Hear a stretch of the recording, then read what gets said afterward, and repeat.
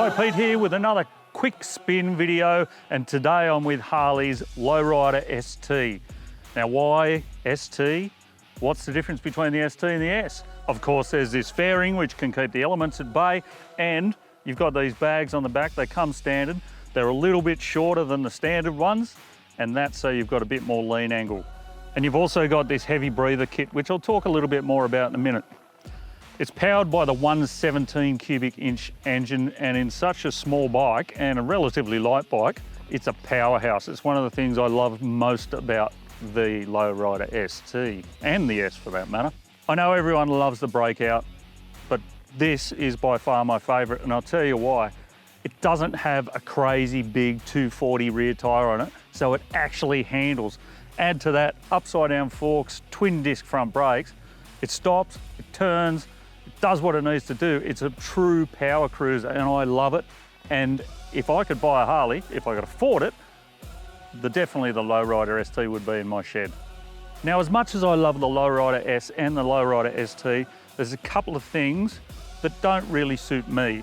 And remember that I'm 6'1", so this could change for people who are a little bit shorter.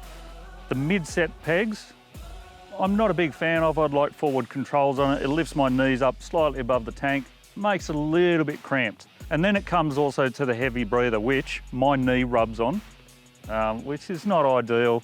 You get used to it, you adjust your leg position, but if you're not paying attention, it can give you a bit of a whack on bumpy roads. So to back you up while you're out having a play, of course, there's ABS, there's traction control, which is switchable as well. You can get rid of it to have a bit of fun. And it comes factory with cruise control, which I love. While the fairing's really, really functional and it's pretty good at keeping the elements at bay, I do feel like it's a little bit unfinished. There's no dials, there's no gauges, there's no buttons or anything like that. It feels just like it's sort of been plonked there, but it does what it's meant to do. This bike has also been fitted with an aftermarket seat, which is really, really comfortable. And more importantly, it's been fitted with this pipe, and it sounds cool. I mean, just throw the standard one in the bin and go out and grab yourself an aftermarket pipe and get that sound out there. I mean, that's what Harleys are about, isn't it? So look, if you're looking for a power cruiser, maybe you're looking at the Breakout, really come and have a look at the Low Rider ST or the Low Rider S. It is, to me, the ultimate power cruiser. And a lot of it comes down to that skinny rear tyre, or skinnier rear tyre.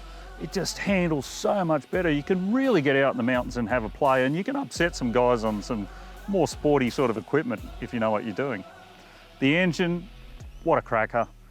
117 cubes, more than enough, and you can do some pretty fun things that I'm not allowed to mention on this video if I want to keep making more.